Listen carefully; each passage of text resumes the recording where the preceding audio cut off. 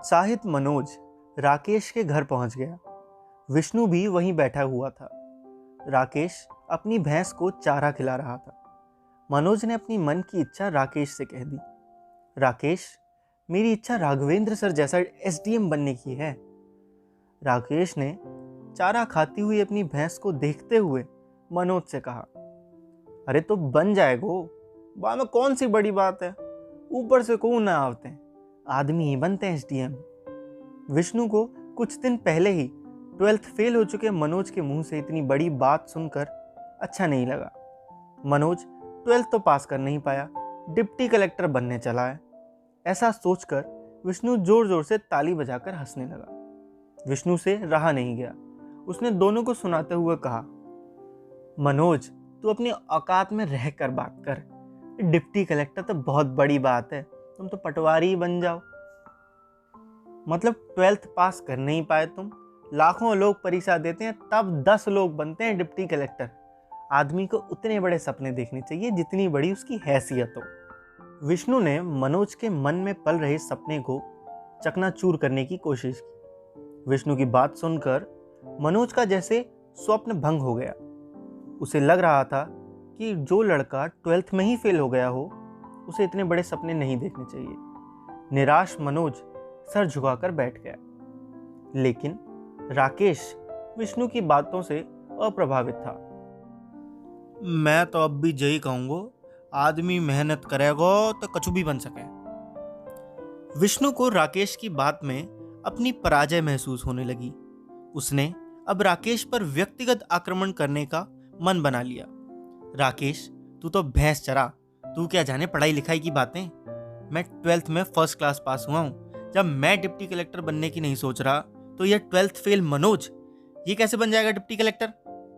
राकेश अपनी आदत के अनुसार शांत बना रहा।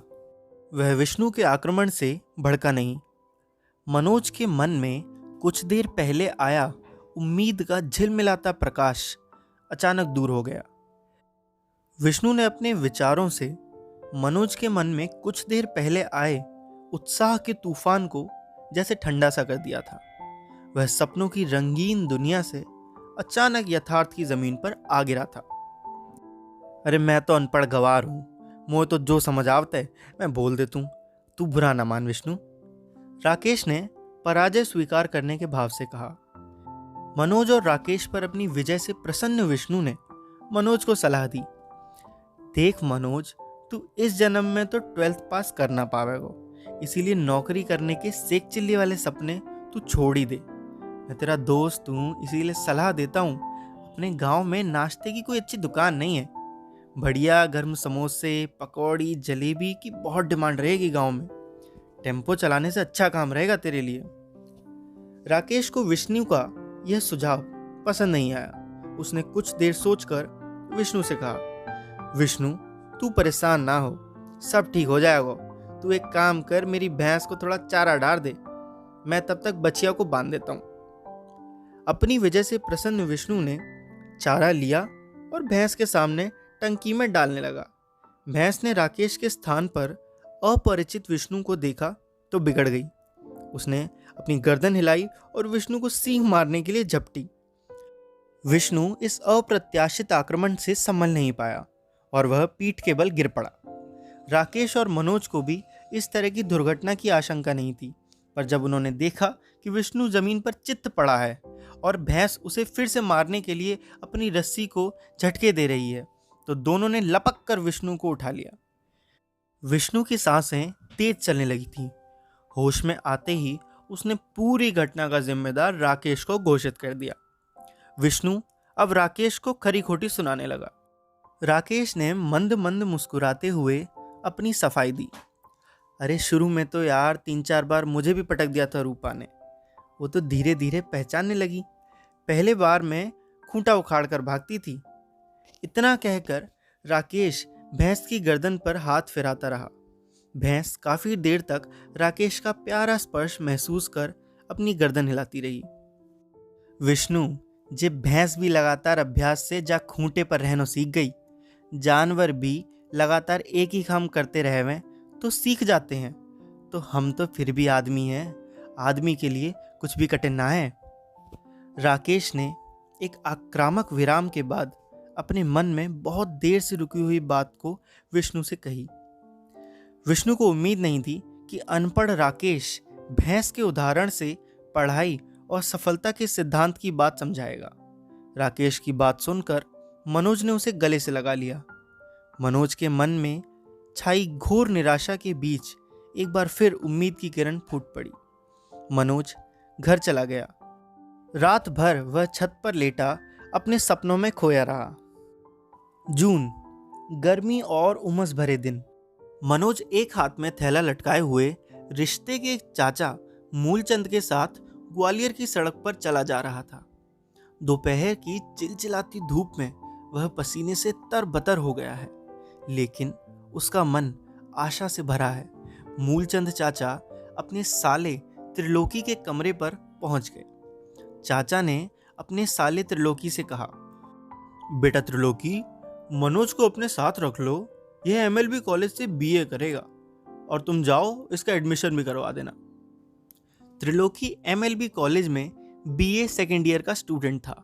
उसने अपने जीजा मूलचंद को आश्वासन दिया, जीजा जी आप बिल्कुल चिंता ना करो, मनोज को मैं अपने साथ ही रख लूंगा और इसका एडमिशन भी करा दूंगा। त्रिलोकी की बात से संतुष्ट होकर मूलचंद जी वापस चले गए।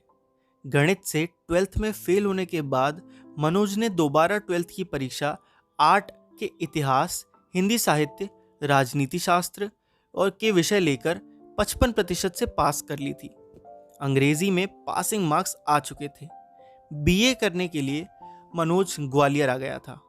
माँ ने उसे 2000 रुपये दे दिए थे। पिता पिछले 1 साल से केवल एक बार गांव आए थे। दीपक ने थानेदार को 2000 रुपये देकर टेम्पो छुड़वा लिया था।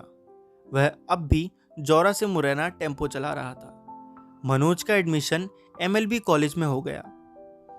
कॉलेज अचलेश्वर मंदिर के पास अंग्रेजों के जमाने की एक भव्य बिल्डिंग में लगता था।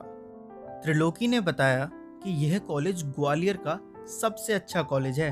अटल बिहारी वाजपेयी जी भी इसी कॉलेज के छात्र रहे थे। मनोज इतने बड़े और प्रसिद्ध कॉलेज में पढ़ने के कारण अपने आप को खुशनसीब मान रहा था। त्रिलोकी का कमरा ललितपुर कॉलोनी में शंकर चौक के पास था। त्रिलोकी के घर से कॉलेज नजदीक ही था। मनोज त्रिलोकी के कमरे पर ही रहने लगा। कॉलेज में पढ़ाई का अच्छा माहौल था। शुरू से सब विद्यार्थी एक दूसरे से अपरिचित थे, लेकिन धीरे धीरे चेहरे जाने पहचाने लगने लगे। मनोज ने देखा कि कॉलेज में 2 तरह के लड़के हैं। एक वो जो आसपास के गांव से आए हैं, शिव शंकर गुर्जर, रविकांत द्विवेदी इस वर्ग के छात्र थे। दूसरा वर्ग उन लड़कों का था जो ग्वालियर के ही रहने वाले थे। आर्थिक रूप से ये लड़के गांव के लड़कों से अधिक समृद्ध थे। ये लड़के स्कूटर या अपने हीरो पुक से कॉलेज आते थे। मनीष द्विवेदी, संजय श्रीवास्तव, अमित दीक्षित और जगमोहन इस वर्ग के छात्र थे। इन छात्रों की एक खासियत थी, ये सभी छात्र पहले गणित और बायोलॉजी के छात्र थे। पीएमटी में असफल होकर ये सभी बीए के मैदान में कूदे थे। आज क्लास खाली थी। पेड़ के नीचे चबूतरे पर इन दोनों ग्रुप के लड़कों का जमावड़ा था। सभी का परिचय आपस में हो चुका था, पर आज लड़कों के इतिहास पर चर्चा चल निकली। किसी ने पूछा तो मनीष द्विवेदी ने जवाब दिया, 12th में मेरा बायोलॉजी सब्जेक्ट था, 70% आए थे मेरे, पर पीएमटी में नहीं हुआ, इसीलिए बीए करने आया हूँ। मैं अब पीएससी की तैयारी करूंगा। जगमोहन भी कम नहीं था। उसने कहा कि उसकी कॉलोनी में एक भाई साहब पीएससी की तैयारी कर रहे हैं, इसीलिए वह भी पीएससी देगा। संजय श्रीवास्तव इंग्लिश लिटरेचर का विद्यार्थी था। वह लेक्चरर बनना चाहता था। अब मनोज की बारी थी। उसने सोचा कि यहाँ तो सभी लड़के होशियार हैं, अधिकतर तो 12th में फर्स्ट क्लास पास हैं। वह तो एक बार 12th में फेल भी हो चुका है। दूसरी बार आर्ट के विषय से उसके 55% आए हैं। एक तो वह गांव से आया है, तो वैसे ही उसे ये शहरी लड़के सीरियसली नहीं ले रहे होंगे। यदि वह ये बता देगा कि वह 12th में आर्ट से उसके 55% आए थे और उससे पहले एक बार गणित में फेल भी हो चुका है, तो इतने होशियार लड़कों के ग्रुप में उसे खड़ा भी नहीं होने दिया जाएगा।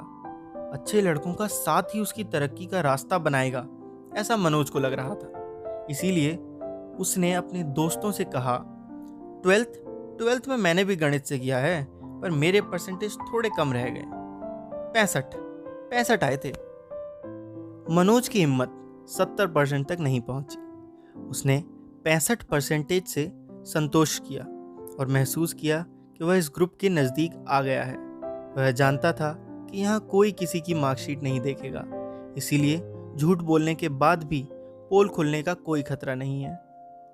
एक अंतिम शहरी लड़के अमित दीक्षित ने तो जैसे धमाका दिया।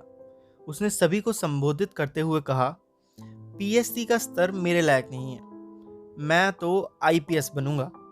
मेरी पर्सनैलिटी पर तो पुलिस की वर्दी ही सूट करती है। रोमांच चाहता हूं यार मैं अपनी लाइफ में। सब आश्चर्य से अमित का चेहरा देखने लगे। वहां खड़े अधिकांश लड़कों को तो अमित के भविष्य का वर्दी पहने पुलिस कप्तान नजर आने लगा था। मनोज अमित की बात सुनकर बहुत प्रभावित हुआ। तभी किसी की भारी आवाज लड़कों को सुनाई दी, आप लोग क्लास के वक्त यहाँ बातें क्यों कर रहे हैं? सामने कॉलेज के प्रिंसिपल सर खड़े थे, गोविंद प्रसाद शर्मा। उनके शब्द कोमल किंतु भारी थे। जब कोई लड़का अपनी जगह से हिला डुला नहीं और किसी के मुंह से डर के मारे कोई आवाज नहीं निकली, तो प्रिंसिपल सर ने फिर कहा, आप लोगों को इस समय क्लास में होना चाहिए। प्रिंसिपल सर कॉलेज में अनुशासन के कट्टर समर्थक थे। उनको सामने देखकर जब कोई भी कुछ नहीं बोला तो रविकांत द्विवेदी ने हिम्मत की, सर आज पॉलिटिकल साइंस के सर छुट्टी पर हैं, इसीलिए उनका पीरियड खाली है। प्रिंसिपल सर जानते थे कि लड़के यदि इस तरह खुले मैदान में पेड़ के नीचे चर्चा करते रहेंगे तो कॉलेज में जो क्लास चल रही है उनको व्यवधान होगा तथा इन लड़कों को भी फ्री समय में गप्पे लगाने का शौक लग जाएगा। इसीलिए प्रिंसिपल इस आदत को ही विकसित नहीं होने देना चाहते थे। उन्होंने सबसे कहा, आप लोग क्लास में रूम में चलिए, मैं आता हूं। क्लास में पहुंचकर मनोज ग्रुप के सबसे स्मार्ट और सबसे महत्वाकांक्षी लड़के अमित के साथ जाकर बैठ गया। उसकी इच्छा अमित से दोस्ती करने की होने लगी, लेकिन अमित ने गांव में आए दुबले पतले मनोज से मित्रता करने में ज्यादा रुचि नहीं दिखाई, बल्कि वह एक शहरी लंबे लड़के मनीष द्विवेदी के पास जाकर बैठ गया। प्रिंसिपल सर क्लास में आए। उन्होंने बातों में वक्त बर्बाद नहीं किया और लड़कों को सीधा पढ़ाना शुरू कर दिया। उन्होंने पहला प्रश्न किया, क्या आप लोगों में से कोई मार्क्सवाद के बारे में कुछ बता सकता है? सब चुप। गणित और बायोलॉजी में 12th पास लड़कों को मार्क्सवाद के बारे में कुछ भी नहीं पता था। कुछ देर पूर्व आईपीएस बनने की इच्छा रखने वाले अमित दीक्षित को भी मार्क्सवाद के बारे में कुछ नहीं पता था। सब तरफ सन्नाटा था। मनोज ने मार्क्स के बारे में 12वीं में पढ़ा था। मार्क्स के बारे में प्रिंसिपल साहब को बताकर वह ना केवल क्लास की नज़र में बल्कि प्रिंसिपल सर की नज़र में भी अपनी योग्यता सिद्ध कर सकता था। उसके लिए यह अच्छा मौका था। उसने हिम्मत करके अपना हाथ खड़ा किया तो प्रिंसिपल सर के चेहरे पर हल्की मुस्कुराहट तैर गई। उन्होंने कहा, चलो, इतनी बड़ी क्लास में कोई तो है जो मार्क्सवाद के बारे में जानता है। क्या नाम है तुम्हारा? मनोज ने प्रिंसिपल सर के साथ साथ पूरी क्लास को अपना नाम बताया, मनोज कुमार शर्मा। प्रिंसिपल सर ने कहा, बहुत बढ़िया, बताओ क्या जानते हो तुम मार्क्सवाद के बारे में? मनोज ने मार्क्स के बारे में बताया, सर दुनिया में अमीर और गरीब दो वर्ग हैं। अमीर वर्ग अपने लालच के लिए गरीब वर्ग का शोषण करता है, इसीलिए गरीब वर्ग को अपने अधिकार अमीरों से छीन लेना चाहिए, यही कार्ल मार्क्स कहते थे। उसने 12th की राजनीतिक शास्त्र में मार्क्सवाद पढ़ा था। उसे जितना और जैसा भी याद रहा वो उसने बता दिया। प्रिंसिपल सर ने कहा, दोस्तों, यहाँ अमीर वर्ग को पूंजीपति और गरीब वर्ग को सर्वहारा कहा गया है। वेरी गुड मनोज, बैठ जाओ। इसके बाद प्रिंसिपल सर ने लगभग आधा घंटा मार्क्सवाद पर बहुत अच्छा लेक्चर दिया। मनोज मंत्रमुग्ध हो चुका था। घंटी बजने पर क्लास समाप्त हो गई। मनोज को आज क्लास में पहचान मिल गई थी। रविकांत द्विवेदी और शिवशंकर गुर्जर ने उसे आज की प्रशंसा पर बधाई दी। प्रिंसिपल सर द्वारा की गई प्रशंसा से वह आज बहुत उत्साहित था। ऐसी प्रतिष्ठा प्राप्त करना ही तो उसका लक्ष्य है। दोस्तों, मनोज को मिली ये नई पहचान उसे कहाँ तक ले जाएगी, ये जानने के लिए आपको सुनना होगा अगला एपिसोड। और तब तक मैं आपसे विदा लेता हूँ। कल फिर मिलूंगा एक नए एपिसोड में। तब तक के लिए हंसते रहिए और मुस्कुराते रहिए।